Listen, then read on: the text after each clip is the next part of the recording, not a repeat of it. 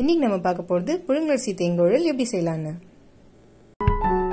Hello friends, welcome to Kitchen2Plate. வாங்க வீடியோக்குள்ள போலாம். தேவையான பொருட்கள்: ஊற வச்ச புழுங்கலரிசி, பைத்தம் பருப்பு, உடைச்ச கடலை, ஜீரகம், பெருங்காய பொடி, உப்பு. ஒரு மிக்ஸி ஜார்ல 2 டேபிள் ஸ்பூன் பொட்டுக்கடலை சேர்த்துக்கோங்க. 2 டேபிள் ஸ்பூன் பைத்தம் பருப்பு சேர்த்துட்டு அதை நைஸா அரைச்சுக்கோங்க.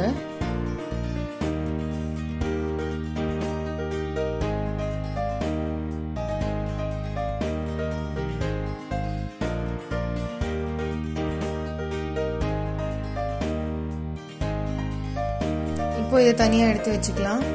ஒரு பெரிய மிக்ஸி ஜார் எடுத்து அதுல 2 மணி நேரம் ஊற வச்ச புழுங்கலரிசிய கொஞ்சம் தண்ணி ஊத்தி சேர்த்துட்டு அதை நல்லா நைஸா அரைச்சுக்கோங்க.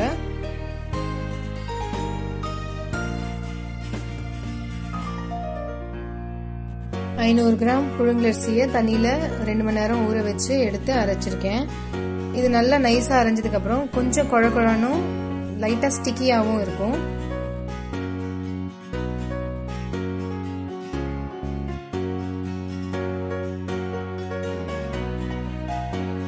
இந்த மாவை இப்போ ஒரு பவுல்ல டிரான்ஸ்ஃபர் பண்ணிக்கோங்க.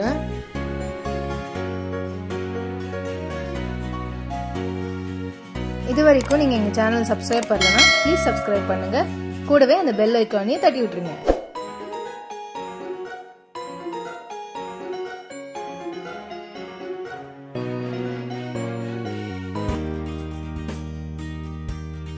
இது கூட பொட்டுக்கடலை மாவு அரைச்சு வச்சோம் இல்லையா, அதுலேருந்து 5 டேபிள் ஸ்பூன் இதுல சேர்த்துக்கோங்க.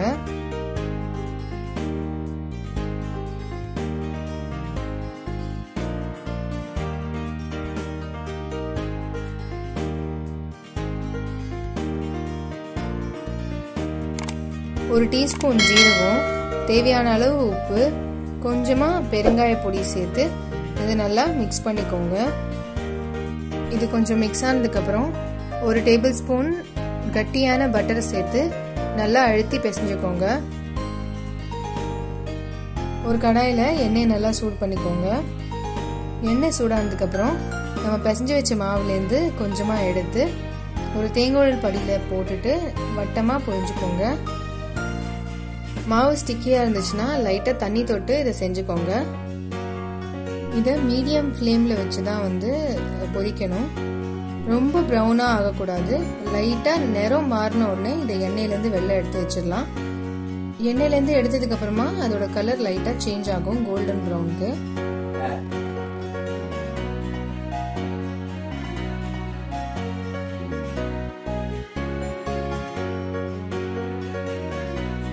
இது வரைக்கும் நீங்க எங்க சேனல் சப்ஸ்கிரைப் பண்ணலனா ப்ளீஸ் சப்ஸ்கிரைப் பண்ணுங்க. கூடவே அந்த பெல் ஐகானையும் தட்டி விட்டுருங்க.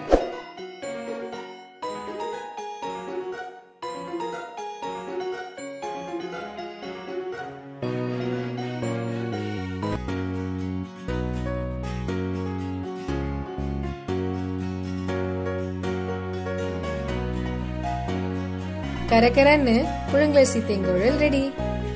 இந்த ரெசிபியை ட்ரை பண்ணி பார்த்துட்டு எப்படி வந்ததுன்னு எங்க கமெண்ட் செக்ஷன்ல சொல்லுங்க. பிடிச்சிருந்தா எங்க சேனலை சப்ஸ்கிரைப் பண்ணுங்க. அப்படியே ஃப்ரெண்ட்ஸோடயும் ஷேர் பண்ணிடுங்க.